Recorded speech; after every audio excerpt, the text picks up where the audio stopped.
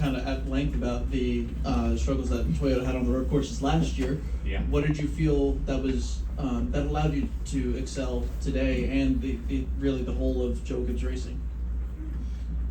Just everything it took to be successful here. I mean, honestly, it's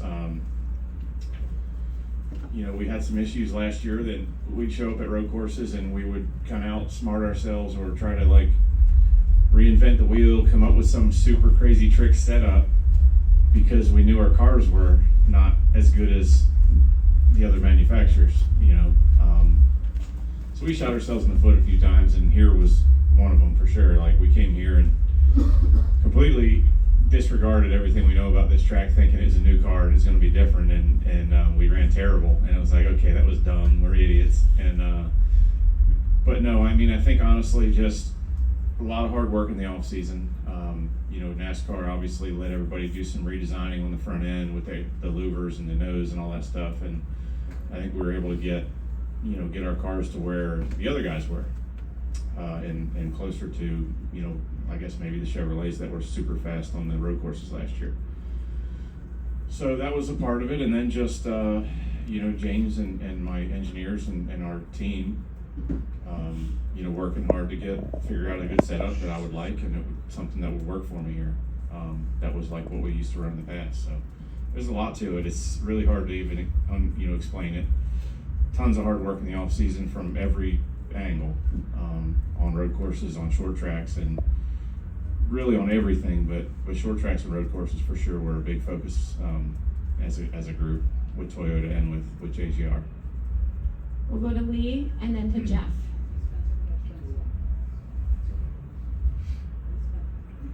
Can't hear you. Can we get that mic on? It is on. Hey, SpencerCatchFence.com. Sorry for the It's all right. delay. Martin, once you were out front, you really could check out. And Kyle said he gave it everything he had in those final 3 laps. But would you rather have Kyle as your teammate racing against him, or rather have him in a different organization racing against him, or does it matter? I don't think it matters. I think Kyle and I have raced together long enough and have enough respect for one another to race hard but race clean. I think we understand each other, know our limits, and honestly, I think in the last 17, 18 years, we've had maybe 2 run-ins where it was like, oh, that was stupid, I was an idiot. You know what I mean? I think one for each of us, literally. And we've had some great races. We finished 1-2 a lot of times. We battled for the lead, for wins a bunch, and he's great to race with. I'd race with him any day of the week for a win, and feel like we could do it fair, we could do it hard and respectfully. So I was totally fine with him being at the front with me, and obviously I'm lucky. I'm happy he didn't get close, but because he would have been getting after it like he always does. But no concerns at all to race against Kyle.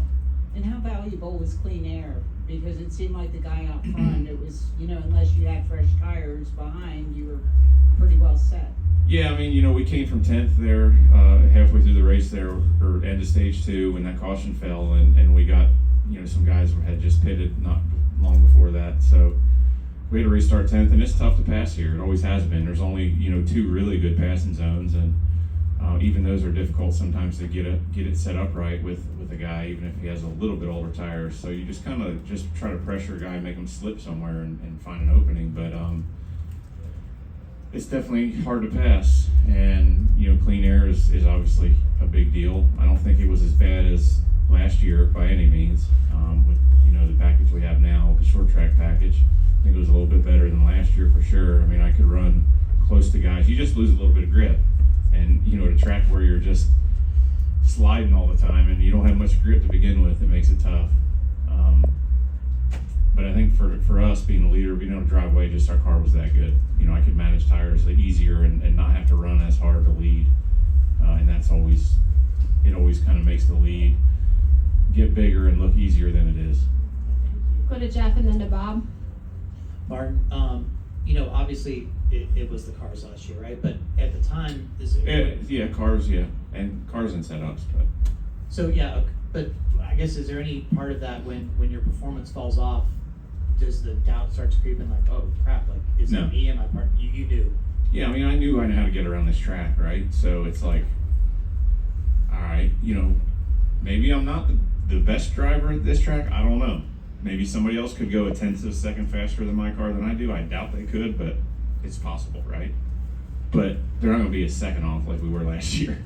Or, you know what I mean? Like, I don't know. We knew we were off. So you don't even question it when you're that far off. It's like, yeah, that was dumb. What were we even thinking? And, we kind of knew before the race even started we screwed up, but we couldn't do anything about it because it's like you come with certain setup and you can't change it after practice. But, I got that question a lot last year because we didn't win, but like I never thought we couldn't win again. We should have won a bunch of races last year, even though our cars weren't probably the best cars in the field. Toyota as a group probably was off. I still feel like we should have won 5 or 6 races, and we made mistakes. We had some bad luck. We had some crazy things happen, and that's just racing. But I don't think any of us ever got down. That's why my team's all the same, still right now. And we never gave up believing in each other. We just kept working hard. We're like, we just got to work harder. We got to be smarter. We got to make better decisions, and you put better cars with that. The next thing you know, you're winning races. You're leading laps again. So I never thought we couldn't win another race. Sometimes you think you may not win another race, but we know we're capable. That's different, I think. And what was your interaction with Shaq like just now? It was cool. I think he was nice. I think Dale Jr. and him did something years ago at I don't know, it was for Nationwide or something. I think he did like a ride around. He took him around Concord Motor Speedway, and so he just told me the story about getting to meet him and how cool he was and all that. So I told him that, and he's like, "Oh, that's nice." But yeah, he was nice guy. I didn't know he was a DJ. Who would have thought? But he's killing it out there. They're rocking. It's like a dance club. We'll go to Bob, and then in the back to Tom, and then to Adam. Bob Harper's Fox Sports. Martin, then in most road course races, if there's a late caution, there seems to be total chaos. So why wasn't there today? Just the track layout. Narrow track. You go through turn 1 up the hill to turn 2. There's not a lot of room for like dive bombs. There's no room for guys that compared to like Indianapolis, for example. You have a long straightaway that's 8 cars wide, or 8 car widths wide, going into a corner that's 2 cars wide, flat, 90 degrees. This is like you get through turn 1, it's slippery, it's kind of narrow. There's nowhere to go. You can't dive bomb people and just go in there like you do at Coda. You go up the hill and everybody bonsais and it's 5 wide, and you got to turn, 120 degrees or 180 degrees to go back the other way, and you get run over and run into. So just the track layout, and that's why I think I watching Portland last weekend with moving the Xfinity starting the box to restart in back, that made their restarts a lot more sane and racy too, and not as much of just a clown show where everybody bonsais into turn 1 at the end of the race and runs through each other. We were a victim of that at Coda, and it's frustrating, but it's just the layout here of the track keeps that from happening for the most part. All right, we'll go to Tom. Tom Zaleski on County Today. This is your 4th win here, Martin. Almost Gordon territory. But here's the but how did the lack of the stage cautions and not having that luxury, did that affect your strategy at all? Yeah, it did. I mean, I think if there was going to be yellow flags at the stages, we would have, threw away our stage points and pitted before the stage, which is what I talked about yesterday when I was here. That's I think why we all like this. With stage racing is awesome. I love it. I think everything about it is great. But at road courses, you had to, for the most part, say, okay, we're just going to give up stage points because we think we can win the race. You kind of had to pick and choose. So I think today, showed that it worked out. We were able to get some stage points, not as many as we should have, because towards the end of stage 2 there, the caution fell and we pitted and some guys stayed out. But in general, I think for the overall strategy of road course racing, it's better without the stops when you get the stage race. All right, we'll come down here to Adam, and then to Steven in the middle. Adam Carabine from RacingRefresh.com. We were talking a little earlier with Coach Gibbs. He was here talking about your confidence this year and how you seem like maybe you're a bit rejuvenated. I'm sure winning helps. But maybe you can talk to just how important it was to win the Clash to start off the season. I know it wasn't a points race. Yeah, I mean, I think I talked about it right after that it was a big deal for us just to, understand that, we were making the right decisions. Short tracks were a struggle for us last year. And, to go to the Clash and do that, I was like, okay, we're going down the right road here with the things that we're thinking that we did wrong last year and the things we're working on, the direction we're heading for short tracks. That was a good confidence booster, and confidence is a huge part of this. And I've said it a lot, it's not so much for the driver, I don't think. It's more for the engineer, the crew chief, the guys that are like making the big decisions on the car. So many things they have to decide on before we come to the track of, what they're going to put in the car with the simulation and all the things that they have to do. There's a lot of assumptions. There's a lot of guesswork involved. You have to be confident in yourself that, your intuition is a part of that. It's not just computers telling you exactly how to set the car up. So confidence for those guys is a big thing.